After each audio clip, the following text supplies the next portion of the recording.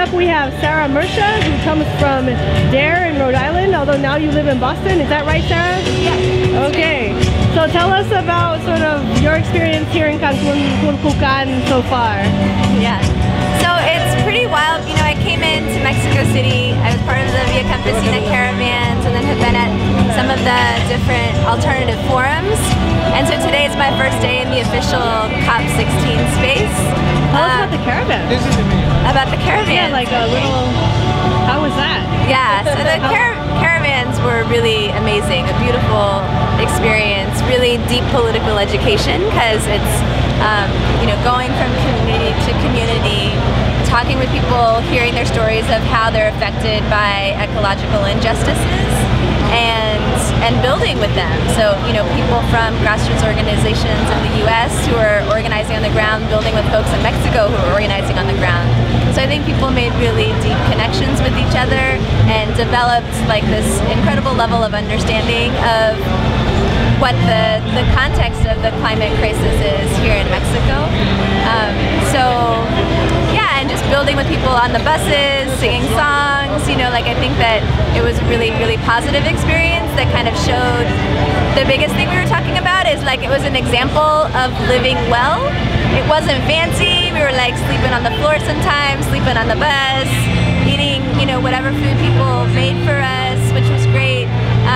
But definitely not fancy, but it really embodied the idea of buen vivir, which is, you know, really I think a key alternative to the like green capitalism. That's not going to solve climate crisis, but thinking about how we live, thinking about consumption, reducing consumption, and actually like having more quality of life relationships, I think it was a good example of that. Okay, so coming from that experience into Cancun Mess, yeah, we haven't been to the Moon Palace yet. Not yet. But you've been sitting on some panels and workshops this morning. What are you observing and what are you feeling? Yeah, in the it's context? definitely a different vibe. I think, you know, was at the same panels with Mary Rose about women leaders in dealing with climate change, and with the exception of, you know, maybe one or maybe two of them, it was pretty clear that they're very disconnected from communities on the ground, very disconnected from social movements. They're talking about broad ideas of women's involvement or participation, but to me that doesn't go deep enough because they weren't talking about specific policies that are actually going to be improving women's lives. And without that, it's a lot of hot air to me. So for that reason, you know, I was excited that there was a minister from Ecuador there, one of the ALBA countries that was part of the Cochabamba People's Agreement process. So, yeah, we're getting lunch. Oh, ¿eso es vegetariana? Y eso es de comida. Normal. Falta una para la... Sí, gracias. Wow, look at that lunch. So just finish your thought about that. Sorry.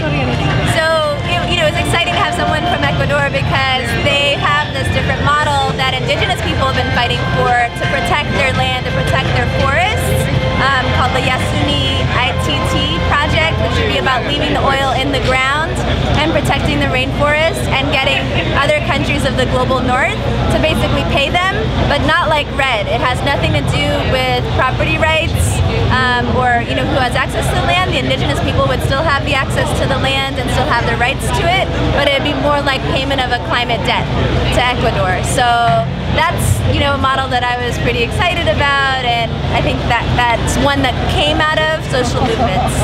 So that was the one exciting highlight for me. Fabulous. And so any other any other thoughts about this morning, or what are you looking for this afternoon or tomorrow? Yeah, well, the one other thing this morning that I did was I connected with some folks from the Pan-African Climate Justice Alliance. So I'm hoping to kind of get to know them a little bit more. I think there's definitely like a need for us in communities of color in the US to figure out ways to connect with more global movements, including Africa too. So I feel like, you know, got more to learn and share with them. And beyond that, I'm looking forward to going back to some of the alternative spaces and being part of the marches, because I feel like that's where the energy is at and that's where the real solutions are coming from. Fabulous. Thank you, Sara Mersha, coming from the UNFCCC in Cuculcan, Mexico. Yeah. Oh, and can I mention I'm also with Grassroots International now. Fabulous. Thanks.